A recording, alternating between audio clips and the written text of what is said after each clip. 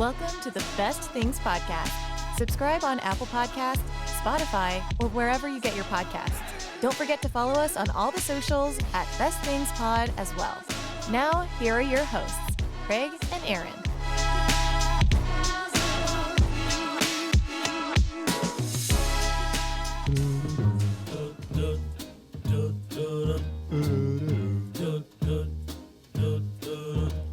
I'm dreaming of a white Christmas. That's right, everybody. Hello, Internet. Merry Christmas. Woo! Happy New Year almost. Yo. Welcome to the Best Things Podcast. My name is Craig. Sitting next to me, frosty and white, Aaron Brooks. Man, that was my nickname There it in is. high school. Yes, it's a Christmassy type episode. No, the studio's not really decorated for Christmas. We're not. We don't have those kind of funds yet. No, yeah. So, and we also didn't know we were going to do that coming into today, but here we are. In typical Best Things podcast fashion, no planning and thought went into this podcast. Not a single lick of it.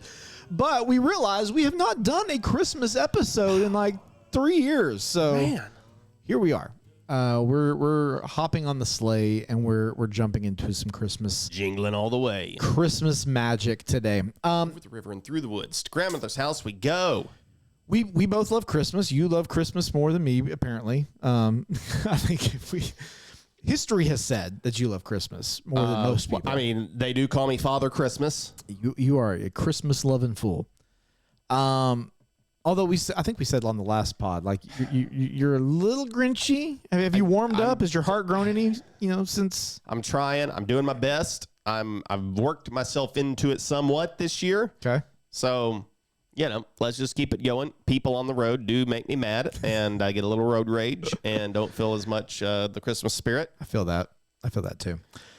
But we realize we have for people who love Christmas, we have kind of done a disservice in the podcast space when it comes to Christmas stuff, especially since we've gone to our bracket format years ago. Yes. And so we're going to try to rectify that today. So we're going to try to, we might squeeze in a couple Christmassy things this year. If not, we're guaranteed to get at least one in. And today, we're talking Christmas movies because that is pause. We know what the real reason of the season is. Absolutely. But the pagan secular side of us, Christmas movies are high up on the list of things to do at Christmas time. They are. So this is the time of year you will try to make Christmas movies scheduled family time. Yep. This isn't one of those things that you just kind of fly by night. And we talked off air before we hit record. Our Christmas movie schedule is a little thrown off. Yeah. I think I know the answer to this, especially because you have another one coming. But there are a lot of things that I think because we both, it was a decade plus before either one of us, while married, before we had kids. So I think there were things we got used to. Sure. That It's an adjustment. just got thrown out the window. So we both realized we have watched more Christmas cartoon films this year. A lot. Films, quote unquote, than previous years. So, but we still have our old staples and our classics. Yes. You have a notes list. Yes, I've got my list. How many are on that list? I don't know. Because it's a pretty hefty list of Christmas movies, and you used to like have them scheduled out, when you would watch them. And I mean, were you doing like one a night? Were you doing multiple a night? We would usually just try to do one a night, depending on what it was. If it was a special and a movie, we might be able to work in two. But especially the week of Christmas, the 7 days leading up to Christmas, I liked to watch my movies in a specific order. According to this, it says I have 34 movies and 9 shows and specials. Oh, wow. That's a pretty good list. So, and we are combining, for the purposes of today, we're combining all that into one. So your holiday specials kind of get into a big lump bag that we're going to be pulling from. I do need to say, this episode is going to be a little bit different also. We're not doing our typical banter about all the stuff and then we pick at the end. We're going to hop right into it. And so we're going. We're calling this a mega bracket. Yeah. And so we're each going to pick 8 that we'll go one at a time. Like, do we want to do by seed, or do we just want to not seed them, but just put them in the order we talk about? Like, we got to do that if we're drafting them. We're basically drafting the whole thing. So we're going to pick our ones pretty early. Sure. And then I would think so. And then we'll fight it out at the end. Yeah. Okay, so let's, instead of our normal thing and things, we're going to do this one instead.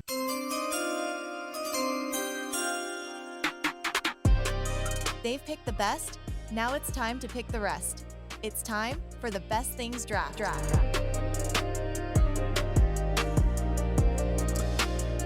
All right, so since we're doing a mega bracket here, we're going to kind of go back and forth. We're going to pick our top 8 in in a particular order. We're not going to really see the matchups until we kind of get there. But you know what? I was like, who's going to go first? How are we going to figure out who goes first? You are Father Christmas. You're the Christmas boy. Okay. So I'm going to let you get things kicked off. Let us know, what is your number 1 seed? What's the greatest Christmas movie of all time according to Aaron Brooks? Well, I think it is White Christmas, starring Bing Crosby and Danny Kaye. All right. White Christmas going on the board. This is a musical. Yeah. That dings it for some people. Yeah. Here's my caveat, because I'm not a huge musical individual. In the Christmas season, Christmas music is a significant part of the season. You're not wrong there. Yeah. So I feel and the movie's like, called White Christmas, so it's going to have yes. So I feel like it's acceptable. The other thing that I like about this is that the movie itself is it's not as if it's a movie where they just burst into song at random points. Yeah. They are musical entertainers in the movie. So it's like a plot point to the film. Yeah. So to me, it's not your standard musical movie. Okay, yeah. And for those reasons, I can kind of overlook it. I like all but one song in White Christmas, all but one scene. I just usually end up fast forwarding one scene that I don't like. Yeah. The song just annoys me, and I don't know. It just, I have to get through that one. But the rest of the movie, I love it. I'll watch it. Well, this season I'll watch it once, but there was a time when I was a kid, I would just watch this movie on repeat. See, this is not a yearly rewatch for me. Oh, man. I have seen it, but I can't tell you when last time I saw it. So yeah, this is not a yearly for me. So it's hard for me to just be super invested in it. Doesn't mean I'm going to knock it later, but like that makes it tough for me because I don't have the attachment to it. Right. Do you think it's your favorite just because, there's like memory attachment to it from being a kid, or is it that great of a movie? I mean, I think it's a good movie. It's got comedy in it. It's got some drama. It's got romance. It hits on several of those pieces. Plus, it's got arguably the best secular Christmas song that there is, White Christmas. Yeah. You're coming out of World War II with this.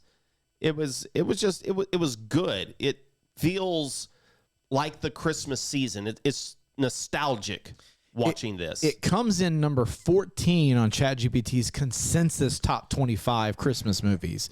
Because I asked Chat, I said, hey, can you look across all the major platforms and websites? Give me a consensus. Like, where these things are. Because there's tons of lists out there. A lot of them are bad lists, as we found out. That's my problem. Yeah. So, I mean, it doesn't mean we have to hold a lot of water to it, but when it tried to compile based on IMDb and Rotten Tomatoes and all these other magazines and articles out there, this is kind of the order it put it in. So it put it at number 14. Let's see. I asked for some fun facts about it too. Okay. You got some trivia? Yeah. It wasn't originally supposed to star Bing Crosby and Danny Kaye.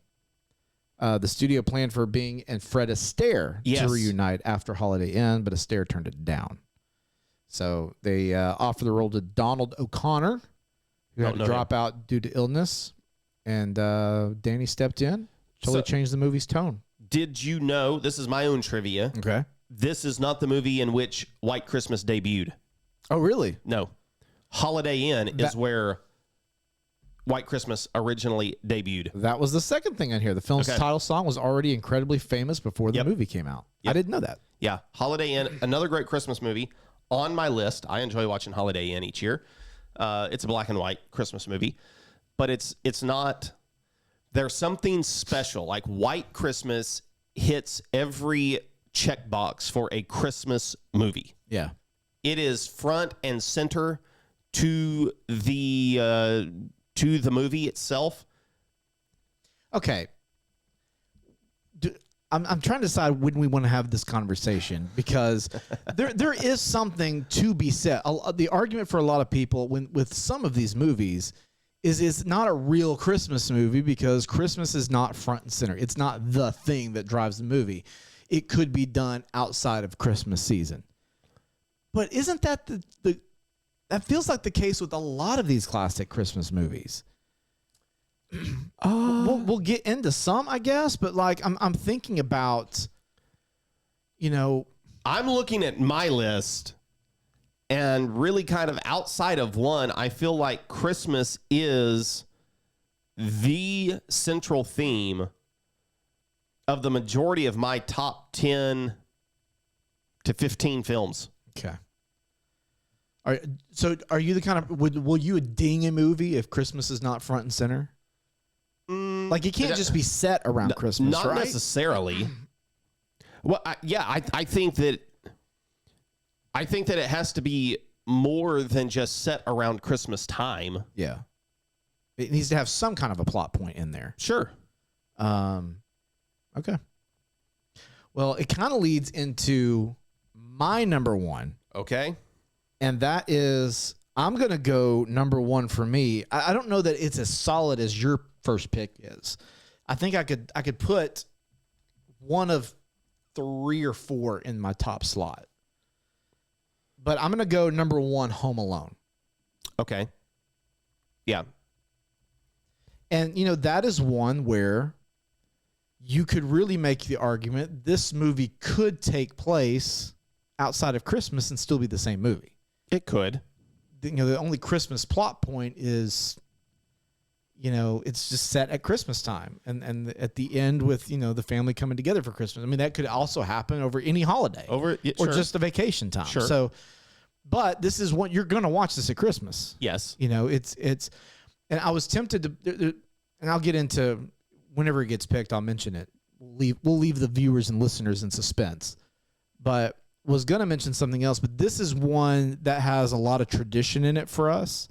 It's got a lot of tradition in my family. We would watch this at Thanksgiving. This would kick off the Christmas season for us. Required watching for me and Lauren every year. We're going to watch this together. So we don't need to go through the plots of all. Most people know all the plots of all these movies, but this, Macaulay Culkin was a cute kid back then. Right. And he had his awkward face. He did. He's kind of come out of it a little bit. He's kind of owned. I realized a lot of actors have this mentality where something that made them uber famous, they tend to want to push away. But at some point, it feels like they always come back around to it. Macaulay Culkin has done that. Yes. He's even talked about maybe making a sequel to Home Alone where it's Kevin McAllister's own kid doing all the hijinks to him as a parent. So that idea is getting floated out there. But Home Alone, I would say, is absolutely classic Christmas movie. I have it number 7 on my list. okay. I do think Home Alone ranks, it is lower on my list than Home Alone 2. I like Home Alone 2 Lauren does too. better. Yeah. I think it's funnier. People that I have talked to kind of ding it, like, well, that's, it's less believable.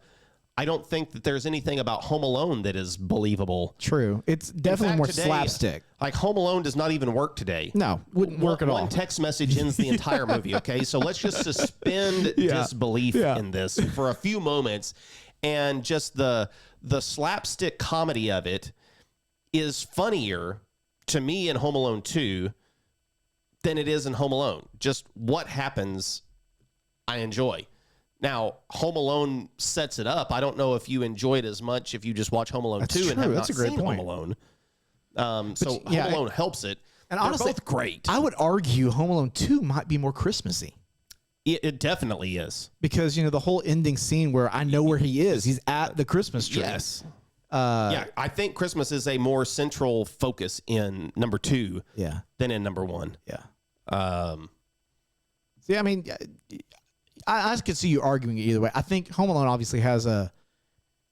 Would you say it's more watched? I think it's more watched. Than number 2? Yeah. Yeah, probably so. Yeah. Probably so. If you haven't seen number 2, I think you should watch it. Absolutely watch number 2.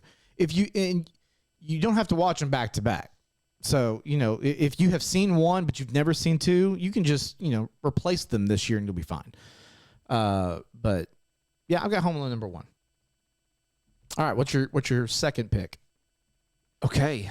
Well, it's really only going to get harder from here. I really didn't expect that you were going Home Alone number 1. I'm a little surprised by that. And you may take what I was torn between. If I'm just going down my list, it means that I'm taking It's a Wonderful Life number 2. Okay. Is that what you're doing? I'm torn. I told you there were 4 I could have put in that one slot, and I have a feeling they will round out our top 4 or 5. I think I'm gonna take Elf. Okay.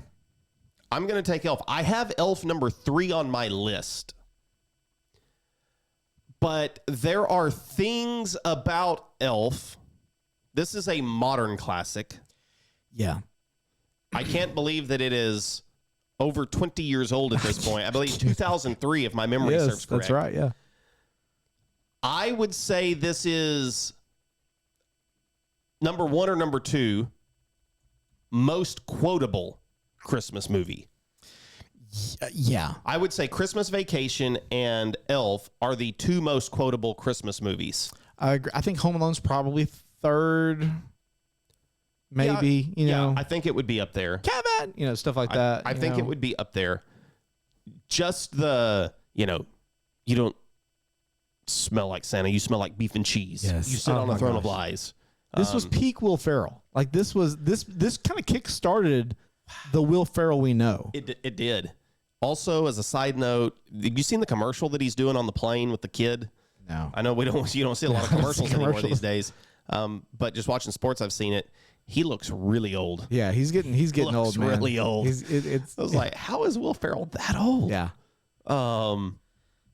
You got some fun facts? I've got a few fun facts. Will Ferrell actually ate all the sugar in the scene with the spaghetti. So he really ate the syrup and marshmallows and candy and chocolate. He felt sick for hours after every sugary take. All the elf costumes are almost identical to the ones from Rudolph the Red-Nosed Reindeer. Yep. Buddy running across the crosswalk was not staged. In fact, that whole New York scene where he's first coming into the city was completely improv. Yes. He's really interacting with New Yorkers. He's really kind of just exploring the city, and they just filmed it, which is genius. The angry raccoon attack was mostly puppetry. It was not CGI. Remember, this is early days of CGI, so it was just a puppet. Jim Carrey almost played Buddy. I don't think it would have been as good. Sorry. I love Jim Carrey, especially during that era. Yep. But I don't think it would have been as good. Zooey Deschanel only sings in the movie because she was overheard humming. Jon Favreau, who directed the movie, discovered she had the voice when he heard her singing backstage and decided to write the musical moments into the movie. Wow. So this is typically the film that we watch on December 22nd. This is you get more Christmassy as you get close to Christmas, right? Yeah. This is a pretty like I said, my top 7 I like to watch the week of Christmas. Yeah. But I have the itch to watch Elf. Now, I love Elf. Yeah. It's so quotable. I would like to almost take It's a Wonderful Life number 2, but I went old with the first one. Yeah. So I feel like I'm gonna go modern with the second. You could argue Elf is the best Christmas movie of all time. And that's what the point of the bracket is. These are all close for me up here. I didn't give any fun facts for Home Alone, and so I wanted to throw some fun facts for Home Alone in there. The script was written in just 9 days. John Hughes drafted the entire story in under 2 weeks. He worked on Christmas Vacation. It just kind of came out.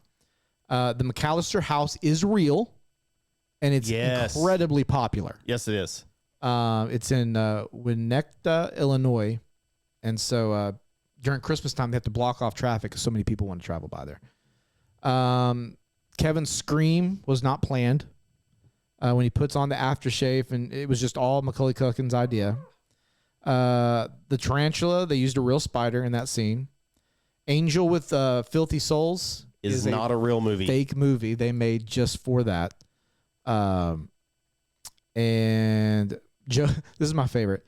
Joe Pesci stayed in full scary mode around Macaulay Culkin. Like he just stayed mean around this kid to make him scared. I think we have mentioned it in the past, but doing family-friendly movies was not really what he was known for. Not at all. And so in place of some of the language that he would typically use, you always hear him just with some garbledy sounds. Yeah. That is him just replacing what could have been... What is naturally supposed to be expletives coming out of it. Like he's just having to censor himself. Yes, which is just kind of funny, Okay, for my second, you've already kind of mentioned that you were tempted to take it. I'm going to go ahead and take it here. It's a Wonderful Life. Okay. This is one that I would say I don't know that Christmas is the central theme of the movie. It takes place around this time. But I do feel like this is almost one of those movies that you could place it in at the time of the year. You probably could. I don't know that it has the weight, though. No, it adds something being there in the Christmas season to it. Yeah. That, if you do it at Labor Day, doesn't carry the same effect. Yeah.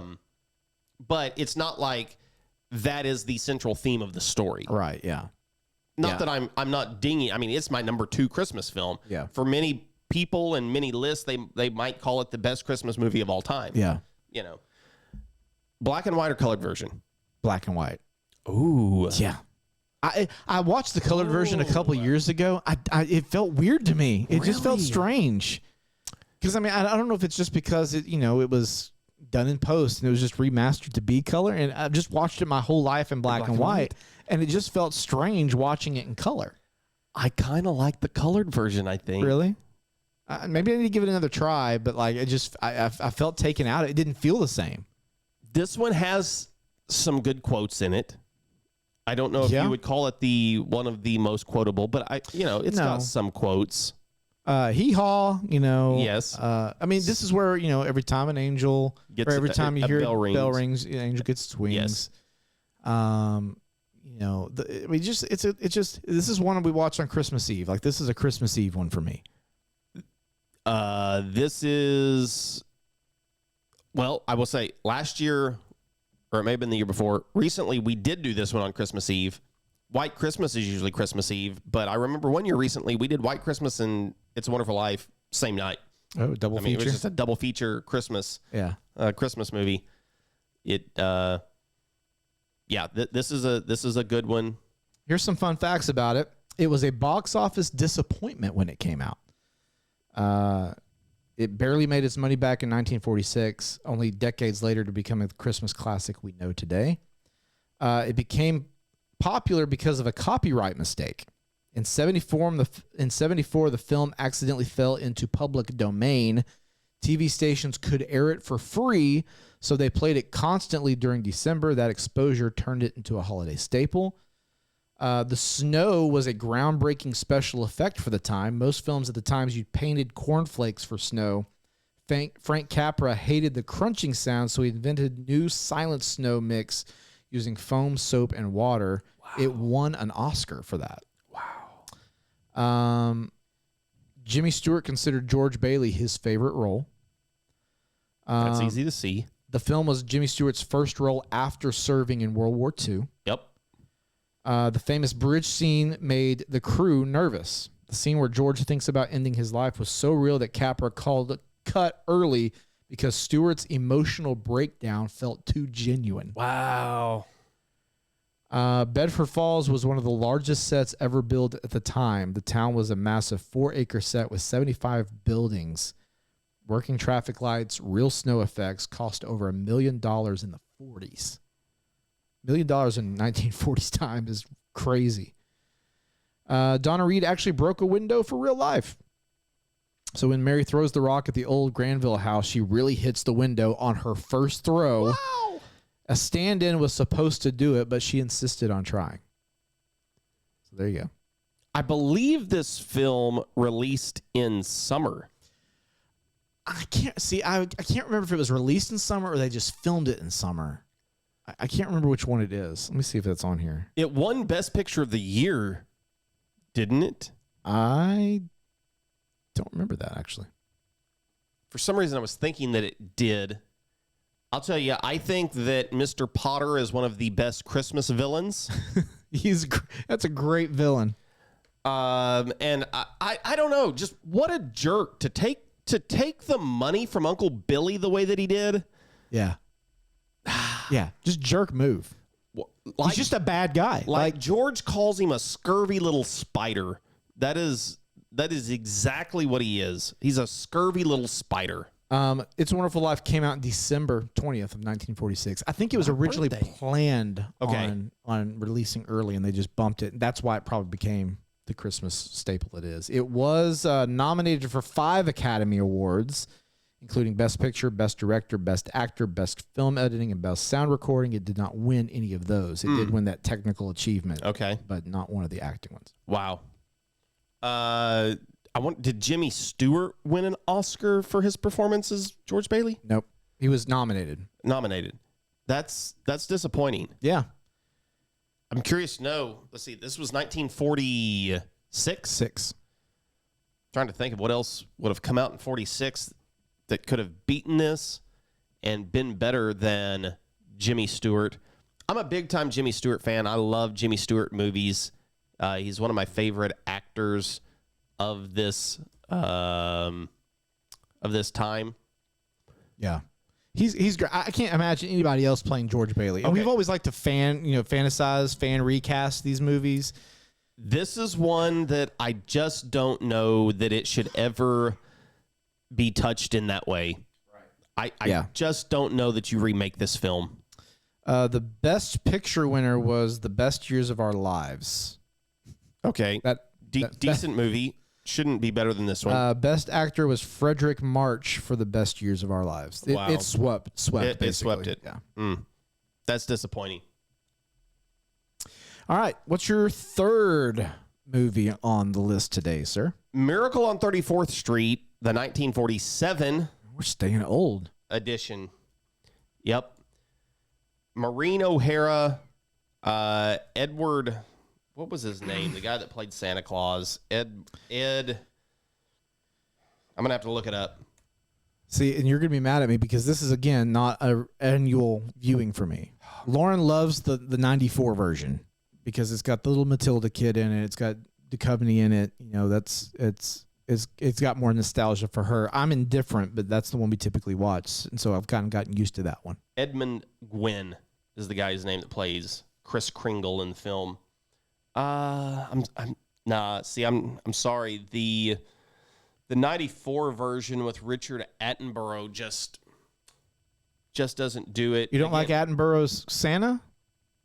Not compared to Edmund Gwynn's Santa. I agree with that. I think he is a better Santa. Yeah. If we were ranking best Santas for Christmas, this guy is probably my favorite Santa. You think? I think he's my favorite Santa. Okay. I really like his... We should make that a short. Oh, we should. We should put that on TikTok. That would be good. And again, I'm sure nostalgia plays a big role in this. So this was always one of my mother's favorite Christmas films. So we watched this one a lot. This was always annual viewing. And...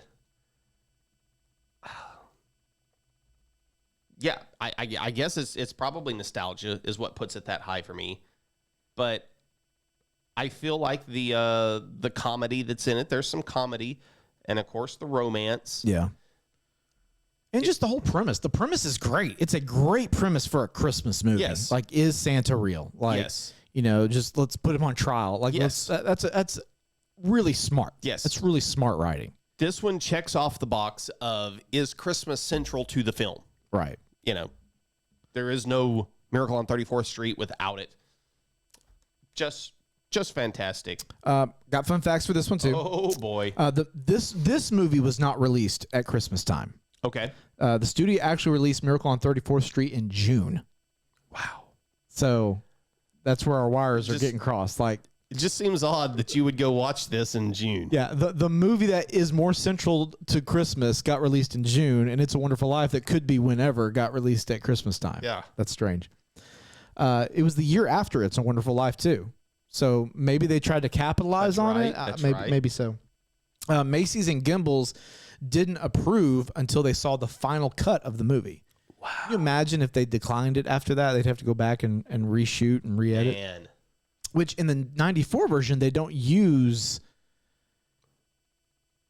Do they not use Macy's? It's been so long since I've watched it. It's not Kohl's, but like it's COLES. Yeah, I think that so. seems correct. I think they still may use Gimbals. I don't remember. Let's see. Edmund Gwynn actually played Santa in the real Macy's parade that year. Actually, the year before. So in filming it, he was the Santa in 1946's Macy's parade. That's very cool. Natalie Wood genuinely believed that he was Santa. She made such a fantastic star in this in this film.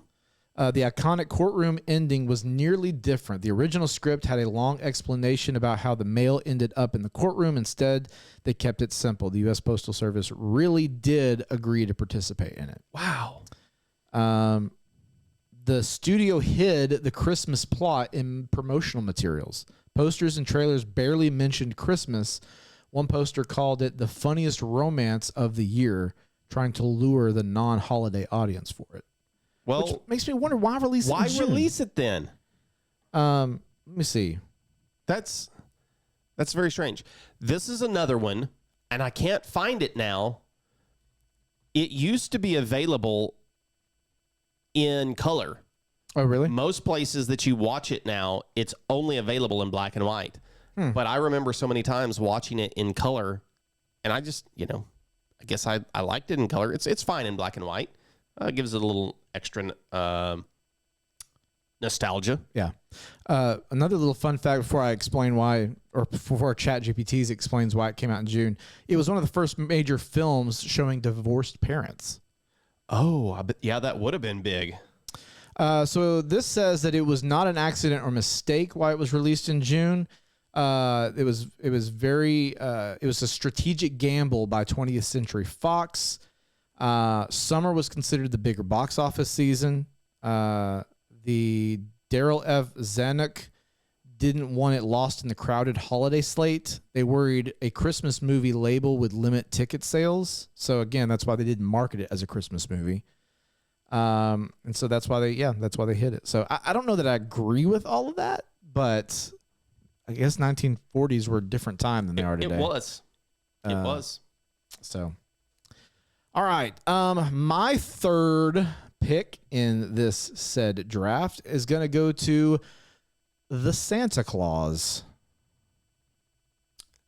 The Santa Claus. Yes, this is 1994. 94. Big year for Christmas. Big year for a lot of movies. Yes. There was a lot of movies in 94. I think that's the same year Toy Story came out. I want to say it's the same year Castaway came out. I think, did Lion King come out in 94? Boy, it would be close. So yeah, big year. So Santa Claus, again, we need no explanation on these movies. This is Tim Allen. This is Judge Reinhold, Arkansas. Yes. Arkansas Zone. Yes. With the sweaters. This is, again, this is a yearly Christmas watch. Why are these not all annual Christmas viewings? Well, so far all of mine are. All of yours and mine are.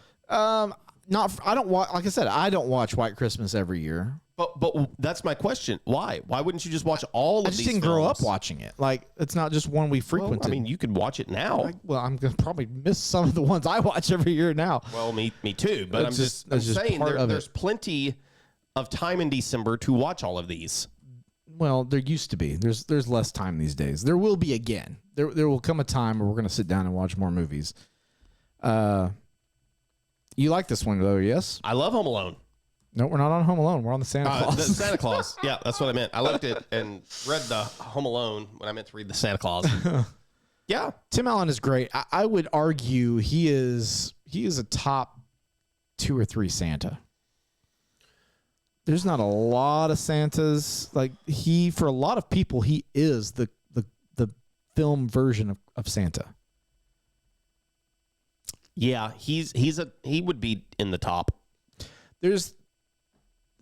Again, this is another one of those where the premise of it is really good. I have a little, and I would like you to weigh in on this because I have thoughts about the Santa Claus and really most movies that center around Santa Claus. Miracle on 34th Street the same way, Elf the same way.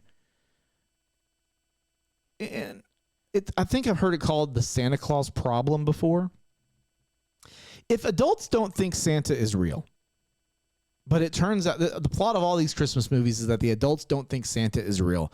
But by the end of the movie, you realize Santa is in fact real. Kids have proven he's real, or something has happened that causes him to be proven to be real. My question is, where do the parents think the gifts under the tree came from? Yes. If they didn't buy it, yes. Where did the gifts come from?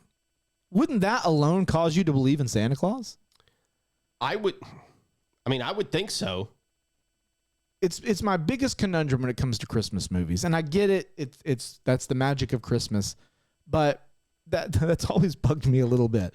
Honey, did you buy that kayak? No, I didn't buy that. Where did the kayak come from? It says Santa. You think somebody just broke into your house and dropped off a kayak? Yeah. Sorry, I digress. No, I agree. Some fun facts about the Santa Claus. The original script was actually way darker. Early drafts had Scott Calvin accidentally shooting Santa Claus when he startled him. Wow.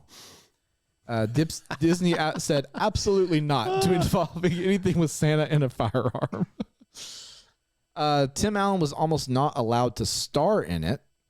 Disney had a strict no ex-convict rule for leading actors at the time. Tim Allen, who had a past drug arrest from earlier in the year, was nearly rejected, but they made an exception because it was in the hottest sitcom at the time, which was Home Improvement, if you don't know. Yeah. The movie title was not The Santa Claus at first. It was originally called Such a Clatter. Okay. Good thing they landed on the Santa Claus. Yeah. Charlie's classroom scene used a real drawing. So the picture of Santa falling off the roof was drawn by the real child who played Charlie, Eric Lloyd. And, okay. Tim Allen hated the Santa suit at first. It was extremely hot, extremely heavy, took hours to put on. And, yeah. Santa Claus. Is it the best, though, of the Santa Clauses? 1,000%. Of the trilogy? Yes. Isn't there a fourth one? Oh, maybe there is. No, there's only three. They have a series that came out a couple years ago. That's what it was. You think it's the best? Hands down. Like, you would give this one a 7? The first Santa Claus? Yeah. I'd give it probably 8.5. Ooh, maybe going even big. 9, yeah. Okay, what would you give Santa Claus 2? I got 5. Should Santa Claus 2 be on this mega bracket? I don't think so. What about Santa Claus 3? Is it better than Santa Claus 2? Better than Santa Claus 2. Oh, you think so? But not by much. I really have a problem with the fake Santa. That toy Santa just creeps the heck out of me. Well, he's supposed to. I know, but it's just off-putting to watch the movie. The rest of the plot, I guess I would give, maybe I would go all the way down to a 5. I will tell you that 2 and 3 feel much more... Oh, what am I looking for here? they feel more unbelievable. Yeah. They feel more cartoonish. Yes. Yeah. It gets way less grounded in reality. Number one just feels more serious. Yeah. While still being fun, but it just feels more serious. I don't like in number two how what was the elf Bernard? Yeah. I don't like how stupid Bernard becomes. Yeah. He's like this serious guy that's in charge. And Suddenly he's control. very slapsticky. And he's not the same individual Yeah. in the second film. Agree. Curtis is the one who's Yeah. it annoys me. Yeah. It bothers me just enough to set the movie. See, it's the toy Santa, and Charlie's odd in it too.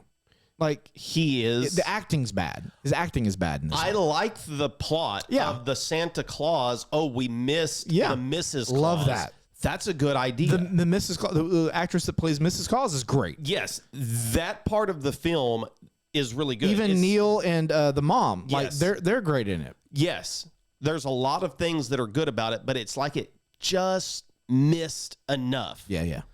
It has the opposite effect of what I think about Home Alone and Home Alone 2. Yeah. Like it gets better. It's good. It's more.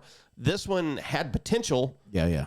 but just falls short, like so many sequels do. Right. Yeah. And it did. Then the third one leans even more in that direction a little Yeah. bit, but like I don't feel like it's it almost as bad. It almost feels separate. Like 1 and 2 feel like sequels. 3 doesn't really feel like it's. yeah. It just feels disconnected from the first 2 films. Right. Yeah. And there Because was you don't have a lot of the same people in it either. Like there's a lot of people missing. Yes. They didn't replace anybody, but they're Yes. missing. So like you don't have Bernard in that one at all. I think he's totally good. You have Curtis back. You're missing Judy in that one, I believe. Probably so. This is the one that who plays Jack Frost? Martin Short. Martin Short. You know, he does a pretty good job in the film, Yeah. but I don't know. It just Yeah. It misses something. a Have little you bit seen the more series? I watched the first couple episodes We of it. started and just it didn't and like it. then had a kid and just haven't. I don't think we've missed much. No, I don't think so either. All right, you're up with your fourth. Give me Ernest Saves Oh, boy. Christmas. Oh gosh. I think that you should respect the fact that I've made this a 4 seed. I'm coughing. Sorry. I mean, I respect it, I guess. I'm not. You know how I'm going to vote on it. 2 years ago, I think you challenged me. Like, I you think got you to should watch watch it. And I this did watch movie. it. I watched it last year. I told you I watched it. And I was left unimpressed. And if it's out yet, you need to go check out our TikTok because we give Aaron a keep it or leave it. And this made it a lot further than it should have. Okay. Christmas is central to the film. Correct? Sure, yeah. Check. What is your problem with this movie? It's just I'm not a fan of any of the Ernest movies. It's just not my cup of tea. This movie does not feel like the other Ernest movies. Yeah, it does. This one is significantly. When's the last time you watched any of the other Ernest movies? Since I was a kid. If you would go watch Ernest Goes to Camp or Ernest Goes to Africa, Ernest Scared Stupid, I'm sorry. just watch one of the others. For me, Ernest, Medea, I put it in the same category as Medea movies. Like these over the top, really obviously fake characters, they just never sit well for me. Those are just not the kind of movies I lean toward. I mean, I have no problem, I guess, if it's your cup of tea, but like I just don't think it deserves to be ranked among the greatest Christmas movies of all time. How dare you? I stand by it, and I think a lot of people would agree with me. I think that you just think it's popular to hate on this movie. I don't think anybody thinks of this movie, so it can't be that popular to hate on it. It is popular. It is, again, one of the greatest Christmas films of all time. That's indisputable. It is fact. It's absolutely disputable. I do have some fun facts for it, though. Well, it's a fun movie. It should have fun facts. They're boring facts, but it's one of the highest rated Ernest movies ever made, so that backs up your point. I just literally said that, people. That doesn't do a lot for it. Like that's like saying this brand of cilantro is the best brand of cilantro. I'm asking you to watch another Ernest movie and then see this one and tell me that they feel even remotely the same. Because if you don't like those movies, of course you're not gonna enjoy. Like, that's what I'm saying. Like if they're all bad, this is just the best bad one. I'm not a big fan of the other ones. I'm not going around saying that Ernest Goes to Camp is the best summer movie of all time. Jim Varney did most of his own stunts. Even though the movie's goofy, Varney did many of the physical gags himself, including several pratfalls and the sleigh-related scenes. The airport scenes are real Orlando locations, so the movie was shot in Orlando. Mm-hmm. The snake wrangling scene wasn't planned to be that chaotic. It is one of the best movie scenes that there is. Varney improvised much of the snake handling sequence, and handlers on set said they had no idea what he was going to do when he started swinging it around. I can imagine the PETA people. I bet they didn't have those kinds of people on set at that time for an Ernest movie. Probably not. Let's see. The replacement Santa storyline was almost cut. The studio worried audiences wouldn't like the idea of a tired Santa retiring. Santa's real name is a historical nod. In the movie, Santa says his name is Seth Applegate, which was meant to hint at the idea that Santa has held many identities across centuries. One of the earliest mainstream films to explore Santa as a passing mantle. Jim Varney is apparently extremely soft-spoken off camera. Fans often assume he was loud in real life, but cast members frequently say he was quiet, kind, and very gentle between takes. There you go. Respect it. Sure. Whatever. Not my cup of tea. I'm just gonna put that out there. It's just not my cup of tea. What I can't believe is we're getting to my fourth pick. I thought for sure you would have put this in your top 4. But at number 4 for me, I'm taking Christmas Vacation. That's a good pick. There's a lot of value to be had there. It's a great one. I'm loving my side of the bracket so far. I just want to tell you that. Outside of Elf for you, I think it's a lot of swings and misses, but it's not. Chevy Chase, a lot of people in this movie. You've got Randy Quaid. You have Johnny Galecki from Big Bang Theory as a kid in here. Yep. I'm trying to remember the sister's real life name. Yeah, I don't remember. She plays. Is she Agatha? I'm pretty sure she plays Agatha. Does she?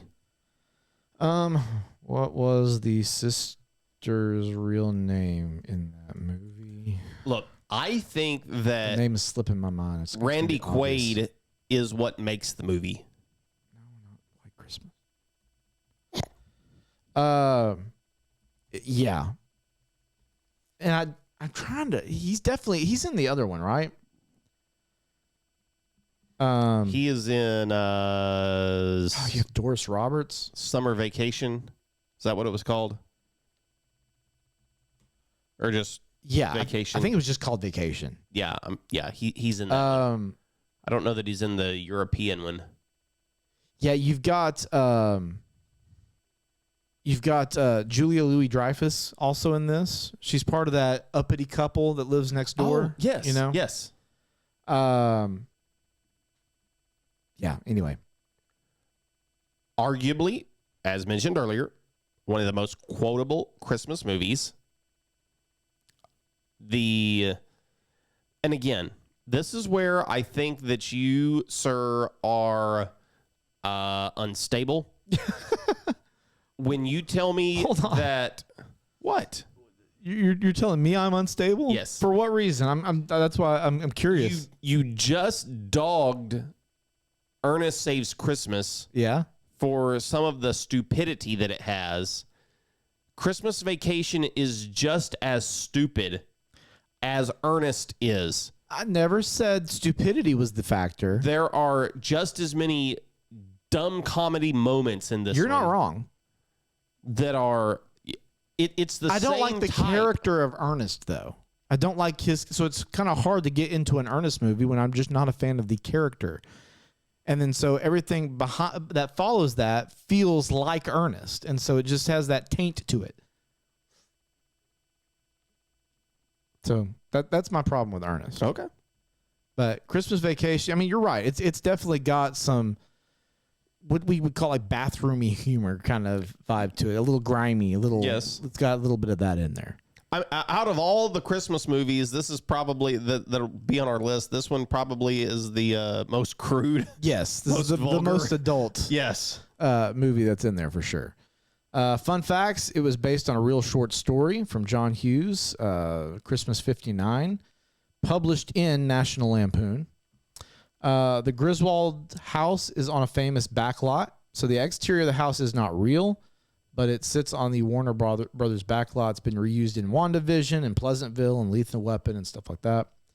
The squirrel scene went completely wrong. The squirrel was supposed to be trained. That's a great opening sentence.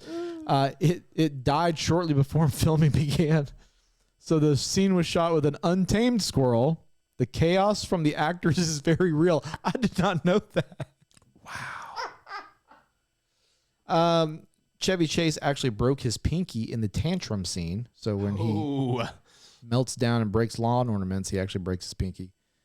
Clark's light switch faceplant was an accident when he gets frustrated with the Christmas lights and falls down the ladder. That was partially improv and partially a misstep. Wow. The house fire from Uncle Lewis's cigar used real flames on the Christmas tree. It actually destroyed other props on set. Of course, Eddie's RV is an iconic movie memorabilia. Yeah, so there you go. Cousin Eddie, you're right. Cousin Eddie is one of the iconic Christmas characters. Yes. Like he does make that movie. When he comes into it about, I don't know, a third of the way through it. A third, probably. He's got to be one of the best Christmas characters that there is. Yeah. The movie almost earned an R rating. Got very close. I could see that. Yeah. I could see that. All right. What's your fifth? I'm going to change up my strategy a bit here since you clearly don't like what I'm putting on the bracket, choosing my favorite Christmas films. I'm going to look here for maybe some value picks. So this is I'm leaving my actual rankings at this point, and I'm going to take Fred Claus. Oh, wow. That's a terrible. I am surprised that it would make the top 16 though. Really? Yeah. I love Fred Claus, but surprised. This is Vince Vaughn. Vince Vaughn is of How I Value in Your House, I believe. It's number 17 on my list. Okay. Yeah, that's probably about right. Vince Vaughn, Kevin Spacey, yes. Yes. Who plays Santa in that? He's also a great Santa. Paul Giamatti. And Elizabeth Banks, I believe, plays the female eye candy elf. That's the best way I know to put it. They really prop her up to be the eye candy in the movie. Who is the guy who plays the elf? I'm trying to remember. He played in Yes Man. Yeah, man, he's been in a lot of stuff. A lot of stuff. I'll look that up while you talk about it. So I like the plot of this movie. It's the brother of Santa Claus. This is funny. It's really you know, creative. and he's he's been the overlooked, because Nick was he was the golden child. Yep. Could do no wrong. And so Fred, he's a little bit of a bad boy and rebels, all this kind of stuff. Very, very funny. Yeah. And one of my favorite scenes is when all of these brothers of famous characters. So you have Roger Clinton, brother of Bill Clinton there. You have the Stephen Baldwin. Yeah. Who else was in it? There was somebody else. I don't remember. Yeah, there were 4 or 5 of them. Yeah, that was great. The siblings. Those are great ads. Just hilarious. John Michael Higgins is who you're thinking of. Again, we probably wouldn't recognize Wouldn't have a clue that was his name, but I seen him in a lot of stuff. But also, Ludacris is an elf. He's the DJ elf. Yes, he's the. And they shrink him down. Yes. He only plays one song. Yeah. Santa Claus is giving it down. Kathy Bates is the mom. That's right. Yeah, she's the mom. Right. I love Slam, the kid. He's really great. He's great. He's really good.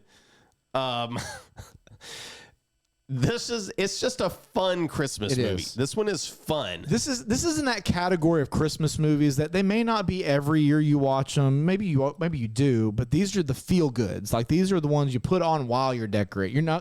You might not always just sit down and put your full attention to it. These are the ones you got on. It makes you feel good. They're not going to be the deepest, best written movies. These are just really good movies. Right. Fun facts. Here we go. I got some fun facts for you. It was written as a family drama first and a Christmas movie second. So the whole idea was that the sibling rivalry of mythological scale. Paul Giamatti took the role because he loved the emotional side of playing this version of Santa. He wasn't interested in playing Santa as a cartoon. He liked that Santa was exhausted, stressed, and struggling. Vince Vaughn, surprise, surprise, improvised a lot of this movie. The famous Siblings Anonymous, of course, we've already talked about, used real Frank Stallone. That's the other one. Yes. Yeah. Frank Stallone, Sylvester Stallone's brother was the other one. That's what it was. Yeah, Elizabeth Banks's costume was intentionally designed to contrast the North Pole. So Santa's little helper, that's what they call her. Okay. Her outfit was made to look warmer and more glamorous than the elves. Okay. For her pinup vibe is what this says. There is just something about classic Vince Vaughn. Yeah. And his cadence. Yes. The cadence that Vince so Vaughn good. has. It is so good. Is just. And you can't write that. It has to be improv. No, he has a gift. He has real talent. Yeah. His scene, dancing, getting all the elves, distracted. Just a good, feel-good Christmas movie. Yeah, absolutely. Okay. I'm going to take, with my 5th pick, I want to take the 2018 version of The Grinch. Wow, okay. That's a little surprising. I could go lower. There's probably, again, I'm like you, I'm kind of playing not playing the game, but I'm going for value here. Because there's one I don't know that you would have seen that will go on my list, but it may go later. But this was the 3rd iteration of The Grinch. I love the original Grinch. It's shorter. It's your old school. We would watch this every year also. This would be right at the end of Christmas Eve. Probably usually like the last thing we would watch because it was just short. My daughter now loves the theme song to The Grinch. She asks to hear it every night. But this new version, like the Jim Carrey version was good, but this version is lighthearted. It's more Christmassy, it feels like. Yeah. It's more fun. Yeah. The jokes are a little bit better in it. I have nothing against the Jim Carrey version, but, it was like a Tim Burton-y kind of vibe. And this one just feels lighter, more Christmassy, more fun. So the controversial statement here, breaking news, the Jim Carrey How the Grinch Stole Christmas is not on my Christmas list. It is Really? not in my 34 movies. Wow. It is not one that I watch. That surprises me. Yeah. Why? Just because I it just is a don't little like it. darker? And I don't know. I just never have really liked it. I love Jim Carrey as the Grinch. I think he's probably the best Grinch, but the rest of the movie for me just doesn't quite do it. So, fun facts about the Grinch: Benedict Cumberbatch changed his voice for the role. Obviously, he has a natural British accent. It's the longest version of the Grinch that's ever been made. Correct. So 86 minutes. The 2000 live action was shorter than that. The animation team built Whoville from scratch. Pharrell Williams is the voice you hear narrating the story. Let's see. Max was given more personality in this one. I mean, there's not a lot of. I mean, it's an animated thing, so they can't do a lot of fun facts for it. But all right, what is your sixth? Charlie Brown Christmas. Good pick. Charlie Brown Christmas. It could be higher just because of the. I mean, this is classic. It's not a Christmas movie. This is just a Christmas special, 30-minute show. But this is an absolute must-watch every year. We've already seen it multiple times. Yeah. I mean, this is a go-to. You're gonna watch this. The music is great. It's very calming. I love that they include the Christmas story in it. Yeah, I love it. Fun fact: CBS thought it was gonna be a total flop. The executives hated almost everything about it: the quiet tone, the no laugh track, the child voice actors, the jazz music, the scripture reading. They were convinced it would embarrass the network. Spoiler, it became a classic. Of course, we mentioned the Linus Bible reading was almost cut. Network executives pushed hard to remove it. Charles Schultz insisted it stay, saying, if we don't do it, who will? Come on, that'll preach. Oh, man, I like that. Real kids voiced the characters. Most were aged 6 to 9. Some couldn't even yet read. The director fed them the lines one phrase at a time. So that's why it has that charming, slightly awkward rhythm. And I know you're a Bluey hater, so I'll do this, but Bluey's the similar way. They have child actors do it, and nobody knows the identity of the Bluey characters. It has that certain cadence also. So it's got a very childlike thing. So that tracks. The jazz soundtrack was considered too hip for kids. Huh. I can see that. So they were worried it wouldn't connect. Today, of course, the most famous Christmas albums ever. The animation was rushed and messy on purpose. The studio only had 6 months to animate the entire special with a tiny team. So, there you go. Yeah, if y'all hear me coughing occasionally off mic, my daughter gave me a cold a couple weeks ago, and it is not gone away. The season of giving. It is, man. I'm torn because... Well, let me help you. Okay. Go ahead. I'm going to help you. You go ahead. Well, no, I'm going to help you decide. I'm just going to go for it, and I'm going to say... Think about it twice. I am going to say... Numbers. Think long, think wrong. I'm torn between Frosty and Rudolph. I'm going to go Christmas special also. Okay. In this slot. Okay. And I'm leaning toward Rudolph. Oh, you are correct. Okay. You are correct. Frosty does not need to be on this list. You don't think at all? No. Wow. Nope. Doesn't need to be there. Tell me what's Christmas about it. Santa's in it. Oh, okay. The whole reason Frosty is there is because it's a Christmas snow. Yeah. I guess. And Santa, rescues them and the whole nine.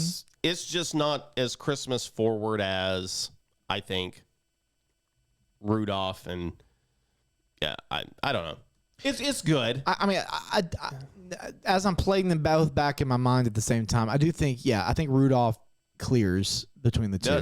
You got the Island of Misfit Toys. Yeah. You've got, Look, this thing has some, Rudolph's parents and Santa Claus, they just straight fire, just you're an idiot. You know? Why are you so dumb? It really is traumatic when you think about it. You have some problems? Well, we're going to call them out. Like, This was. I want to know if they're watching it going, there's some childhood trauma here, or if at that time like that's pretty normal. Like, what was it like in the 60s when this came out? All right, he has a deformity. Everybody else stay away from him. He's not allowed to participate. Get him out of here. Poor Rudolph. No disabled people are out of here. You know, Stupid nose. Get that dumb nose out of here. Wow. Completely wrecks your. it's just so funny watching it now. It really is. But I don't know. The claymation's good. Claymation's great. And I mean, it's really set a standard for the nostalgic. Like, how many claymation movies have there been that have come out since then? Just paying homage to that. The Santa's great in that one. Just my favorite line. We taught Ellie how to say it last year was, "She thinks I'm cute. I'm cute." You know, that's just great. That little voice. Fun facts: it was filmed in Japan, not the U.S. About 22 people animated the whole special. The puppets were tiny. Rudolph was about 4 inches tall. Santa was about 8. The original Santa and Rudolph puppets were lost for decades. They were found in somebody's attic in the 2000s, badly damaged. So after restoration, they're now on display in the museum. Cleaning Santa shelves. The special original had a different ending. The special originally had a different ending. The first version didn't show Santa rescuing the misfit toys. Viewers wrote angry letters asking what happens to them, so Rankin and Bass added the sleigh pickup scene the next year. Okay. So, a little happy ending there. Yukon Cornelius. Yukon Cornelius. With the tasting his pickaxe is great. And the abominable snowman. Yeah. The snowman. Hermie the elf wasn't originally a dentist either. A dentist? Rudolph's nose glow is a practical effect. You know, they put a light bulb in the clay. Okay. Okay. All right. It's me, isn't it? No, that was mine. That was yours. All right. What do you got? 7. 7. We're getting down to it. Yeah. You got 2 left. 2 left. What am I putting in here? I'm going to throw 2 here and see. You tell me if you were thinking about either of these. Okay. The Star. That's a great one. I didn't see this on a lot of lists, so I forgot about it. That's a great one. I really like it. Where was my other one? I Heard the Bells. I don't know that one. You don't know that one? Don't know that one. Okay. I didn't think that you might know that one. I thought there was a chance of that.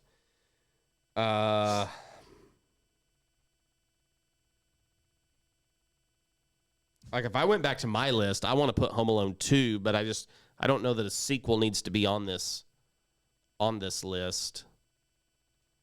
Yeah, sequels feel kind of weird to put on this. But I mean, hey, we've also said that it may be more Christmassy than the first one, so. Others that are on my list that are way up high are movies like Shop Around the Corner, The Bishop's Wife, Christmas with the Cranks, Meet John Doe, the original Little Women, Holiday Affair, Holiday Inn. A lot of these are really old ones that I don't think that you probably rarely watch or have never watched. Yeah. So I'm struggling a bit trying to figure out where I need to go with these. Like I've got Jingle All the Way down here. I know that you like Jingle All the Way. I do like Jingle All the Way. I don't know that I would call it one of the 16 greatest Christmas movies. I don't know that I would either, honestly. Deck the Halls, Danny DeVito. Yeah, that's a good one. I don't know that I'd put it top 16 either, though. I would do Home Alone. I'm thinking I would do Home Alone 2 before both of those. Probably so. Let's see.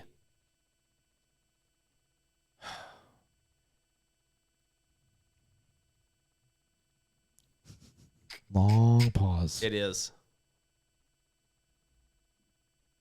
Can I pass my turn?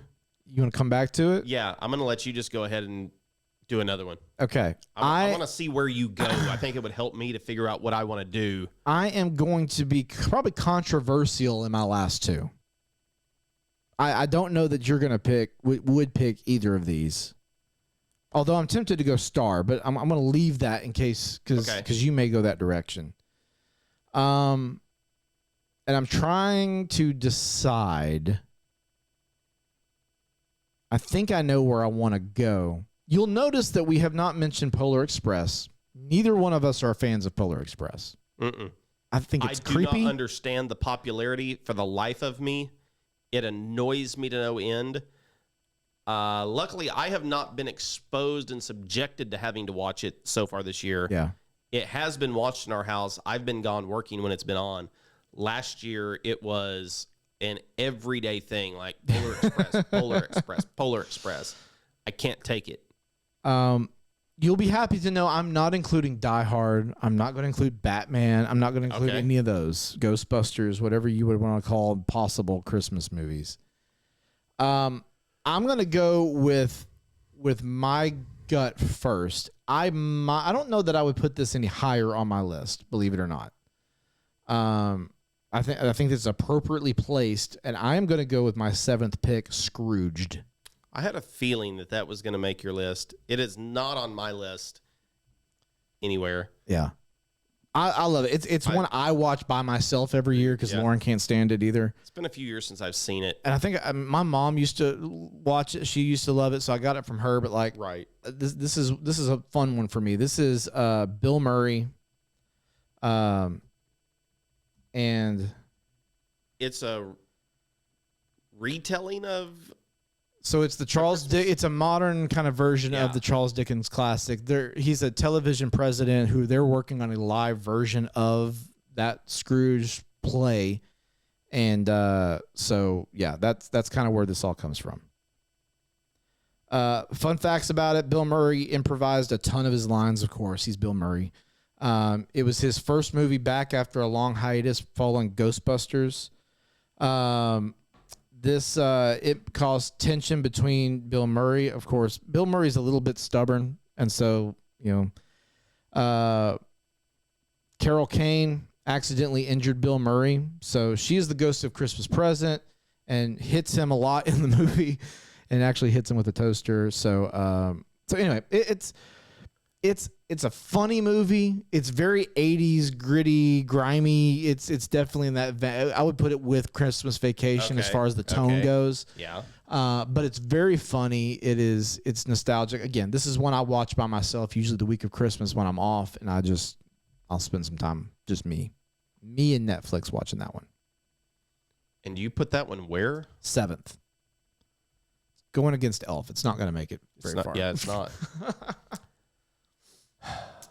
You got 2 spots left. I've got 2 spots. Is The Star a top 16 Christmas movie? I think it is. I like it. It's really well done. It talks about the birth of Jesus. Yeah. It's done from the donkey's perspective, which is interesting. It's just a different take on it. It's funny. It's moving. Yeah. It's got some good music in it. Yeah, I don't think there's enough nativity forward movies, ironically, in Christmas time. So this is one it's got a great cast. Oh, a loaded cast. Loaded. Okay, let's go ahead and throw The Star in that spot.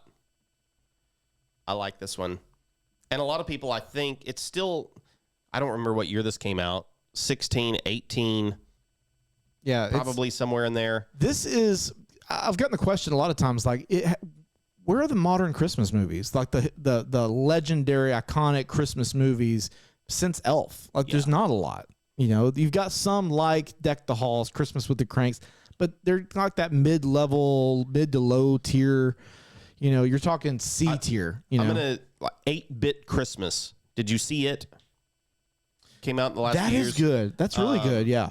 Neil Patrick Harris. Yes. Yeah, that's actually a really good one. It's pretty decent. A Christmas Story Christmas. I have not seen that yet. I thought it was pretty decent. We haven't mentioned A Christmas Story here on here either. That's not my kind of movie. See, it's not on my list either. I don't think it's awful. But I know a lot of people would probably put it on there. I don't know. Fun facts about The Star. It's the first major animated film to tell the nativity story from the animal's perspective. The cast is stacked. So it has big actors, musicians include Gina Rodriguez, Zachary Levi, Stephen Yoon, Oprah Winfrey, Tyler Perry, Tracy Morgan are the Camels, Kelly Clarkson, Anthony Anderson, Patricia Heaton, Ving Rhames, Gabriel Iglesias. I mean, it's just a loaded. Mariah Carey recorded an original song for the movie. Like, it's got everybody in this thing. It's good. It's very, very good. Okay. I'm glad. If you didn't take the star there, I was probably going to slot it in my mind. So I'm glad it got a little higher than 8th. This is where I said controversial take. This again leans probably into the realm. It may not be totally a Christmas movie. It is a Christmas movie, but could be done elsewhere. I'm going to go with Jack Frost, and not the animated stop motion. I'm talking the what is that? Late 80s, early 90s? It was 90s.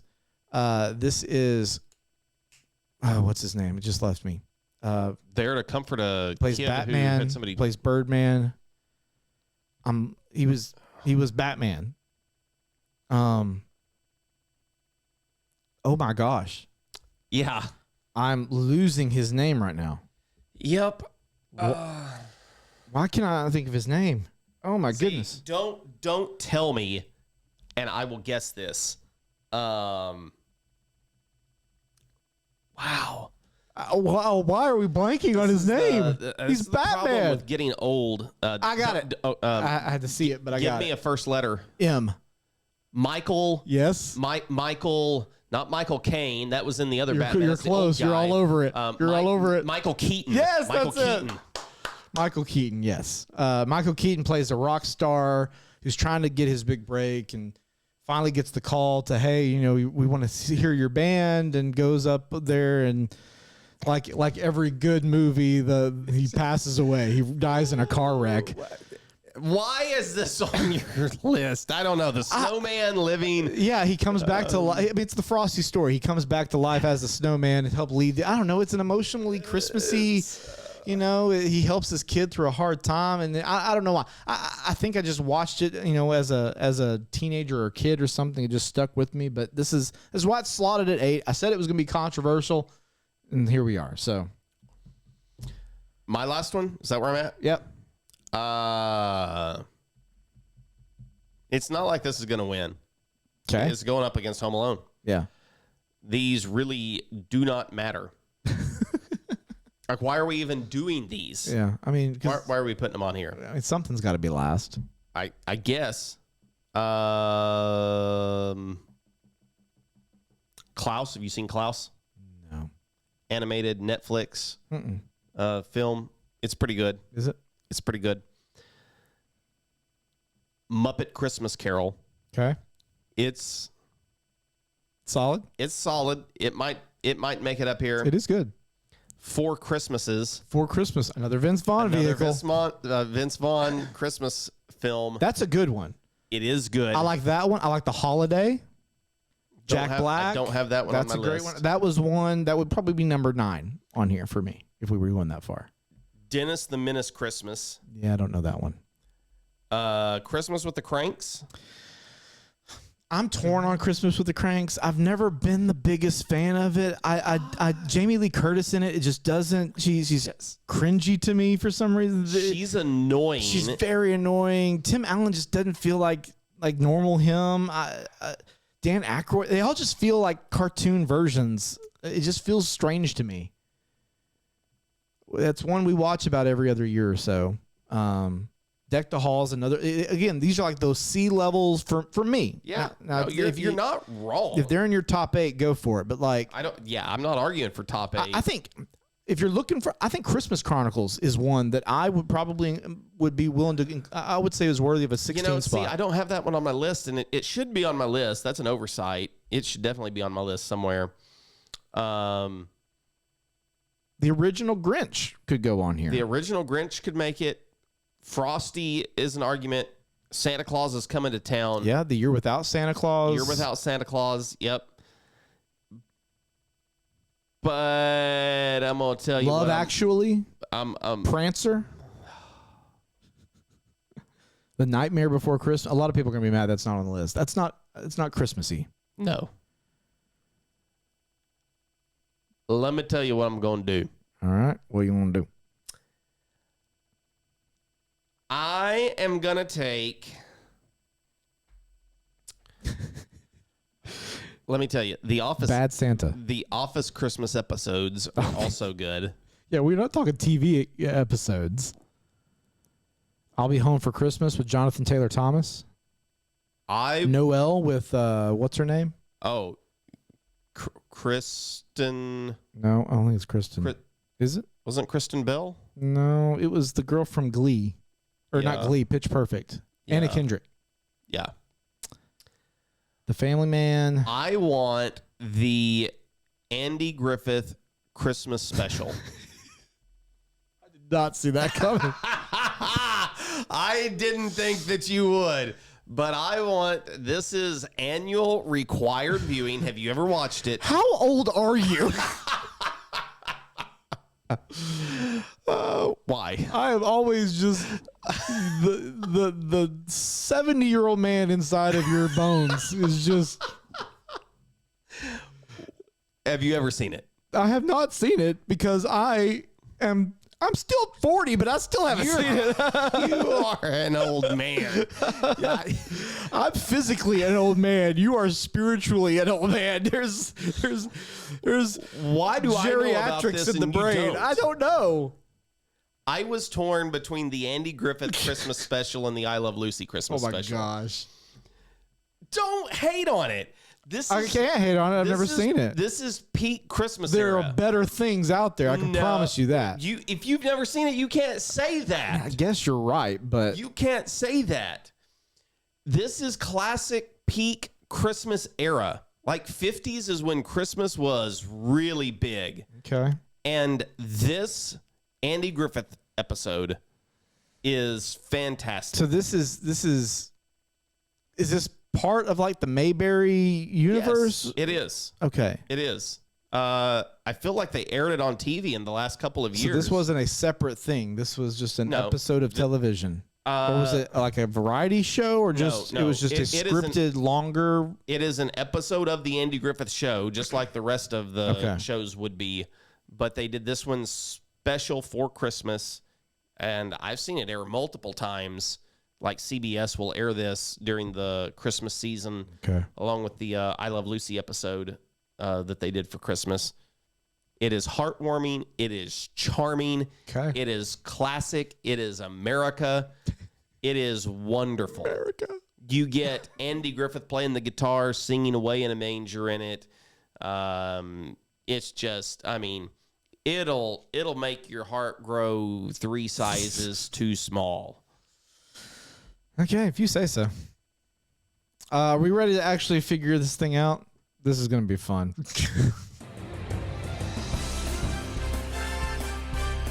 If you want to be the best, you have to beat the rest.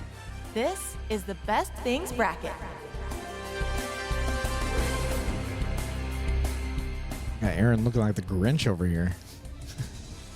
I'm just serious. I'm in game mode. Time to get my side to win. All right. First up, White Christmas, the 1 seed versus the 8 seed Jack Frost. 3, 2, 1. White Christmas. Christmas. Next up, Miracle on 34th Street versus Rudolph. We're going the 47 version of Miracle on 34th Street. 3, 2, 1. Miracle.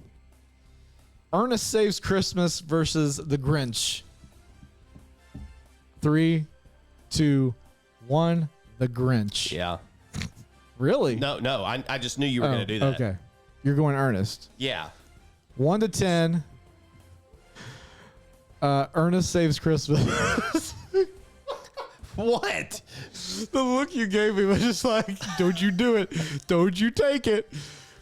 I'm going to give it honest rating. Okay. 3. I doubt that. I am. 3, 2, 1. 8. 5. Okay. Yeah, I told you. Honest. That gives it 13. The Grinch, 3, 2, 1. 8. 6. The Grinch by a nose. Elf versus Scrooged. 3, 2, 1. Elf. We have Home Alone versus the Andy Griffith Christmas special. Don't laugh when you By say the way, it. did you ever watch the Guardians of the Galaxy Christmas special? Yes, That was mid. it was. It wasn't anything special. Oh man, we didn't get the Star Wars one on here. Oh yeah, we could. Hey, if you want a great podcast about the Star Wars holiday special, Stuff You Should Know, the podcast does a great one on that. Home Alone versus Andy Griffith, 3-1. Andy Home Griffith. Alone. I'm gonna hope you're kidding. The Santa Claus versus Charlie Brown, 3-2-1. The Santa Claus. Christmas Vacation versus Fred Claus. Closer matchup than I would have expected. 3-2-1. Christmas Vacation. Really? Yeah. Are you still with Fred? Yeah. All right. Christmas Vacation 1-10. 3-2-1. 8. Fred Claus 3-2-1. 7. Christmas Vacation by a nose. Wonderful Life versus The Star. 3-2-1. The Wonderful Star. Life. Really? Yeah.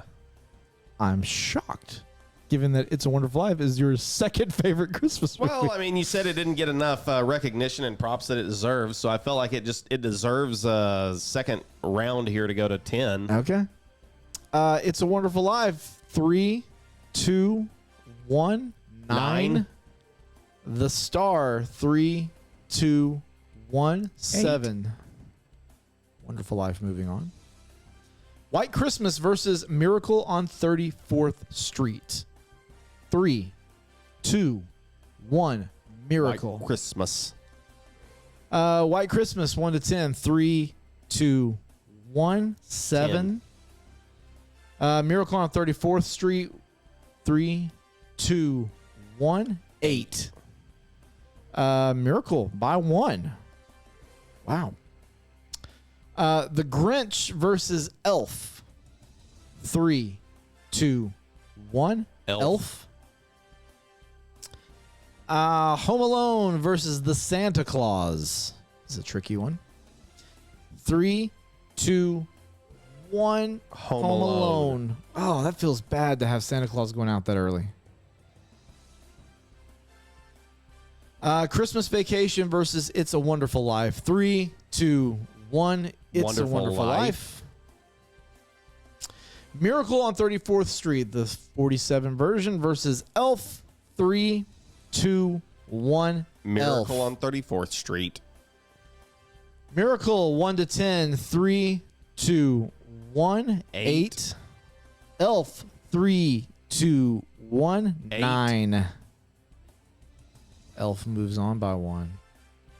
Home Alone versus It's a Wonderful Life. 3-2-1. Home It's Alone. a Wonderful Life. I'm going back on my own. Home Alone.